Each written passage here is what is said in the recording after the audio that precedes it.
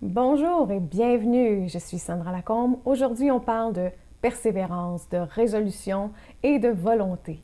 Alors, la question est la suivante. Pourquoi est-ce si difficile de changer, de se transformer pour de bon?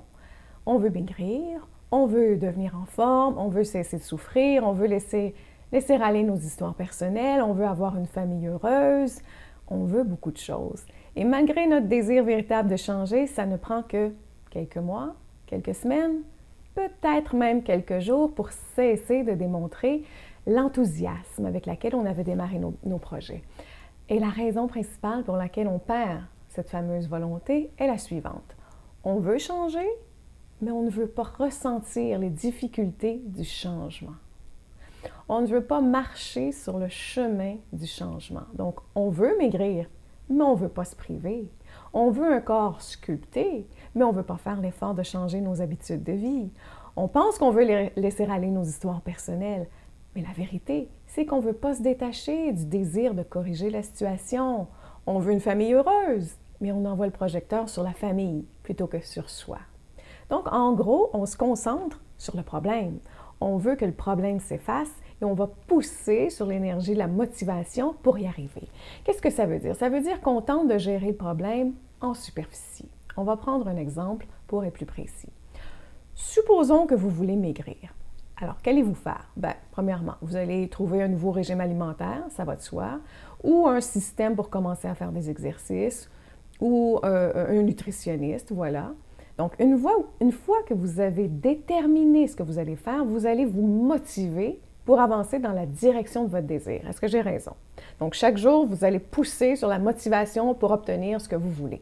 Donc, vous placez par exemple des images de votre corps de rêve sur le frigo, vous vous imaginez dans un maillot 2 pièces ou vous vous voyez dans votre meilleure paire de jeans, celle qui traîne dans votre tiroir depuis tant d'années. Donc, pour maigrir, vous trouvez une énergie pour vous motiver. Mais le problème avec cette énergie, c'est qu'elle est superficielle. Cette motivation n'est qu'une partie de la réponse. La vraie réponse se trouve ailleurs. Imaginez une montgolfière rattachée au sol par des cordes. Donc, l'air chaud va représenter votre motivation. Donc, évidemment, le but de votre montgolfière, c'est de s'envoler. Est-ce que j'ai raison? Je pense que oui. Sinon, à quoi bon? Donc, continuellement, vous poussez de l'air chaud dans le ballon. C'est votre motivation.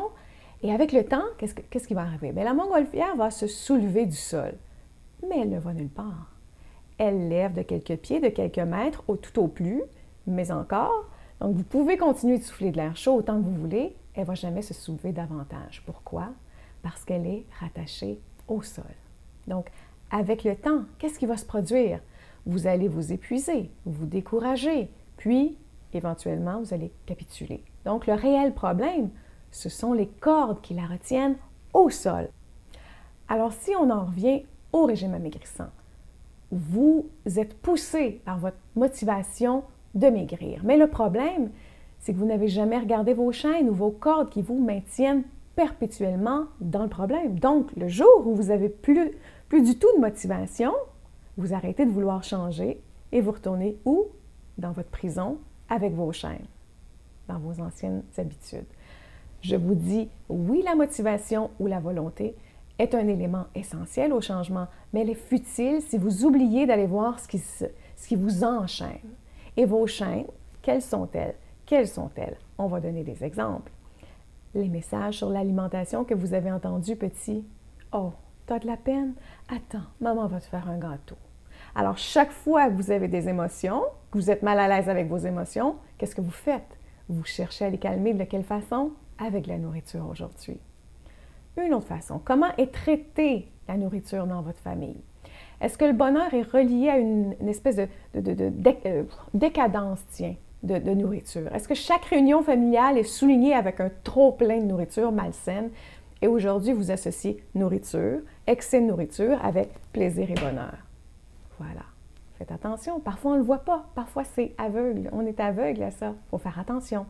Une autre façon, est-ce que votre manque d'amour pour vous-même, un amour de soi profond, est-ce que votre manque est si profond que vous tentez de combler le manque dans la nourriture? Est-ce que c'est possible? Donc, chaque fois que vous ressentez une espèce de malaise, le malaise du vide, le malaise de qui je suis, comment le remplissez-vous? Est-ce que ce ne serait pas possible que vous le remplissiez avec quelque chose? Et ce serait de la nourriture. Donc, vous voyez, si vos messages intérieurs ne sont pas démantelés, vous restez enchaîné à votre passé, à vos histoires, à votre inconscience, puisque vous ne les voyez pas. Alors oui, dans un cas comme celui-là, vous allez devoir être motivé sans arrêt. Sinon, vous allez retomber dans vos habitudes inconscientes qui proviennent de votre passé. Donc, en résumé, si vous voulez changer pour toujours, faites deux choses. Un, devenez conscient de vos patterns intérieurs qui proviennent de votre passé.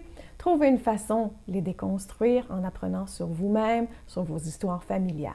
Laissez tomber les chaînes une à une et éveillez-vous moment après moment en retournant à l'intérieur et en regardant comment réagissent ceux qui vous entourent dans les mêmes situations. Voilà. Deuxièmement, poussez toujours l'énergie de la volonté de changer. Ne forcez rien. Faites-le avec un désir de devenir votre plus beau projet de vie.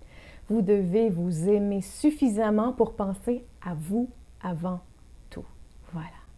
Maintenant, j'aimerais vraiment vous entendre. Je sais que c'est un sujet qui vous intéresse. Alors, qu'est-ce qui pour vous attache à vos chaînes? Et pas seulement en lien avec la nourriture, mais pour tous les problèmes que vous aimeriez changer. Mais surtout, quelles sont les actions que vous allez poser pour enfin devenir votre plus belle lumière?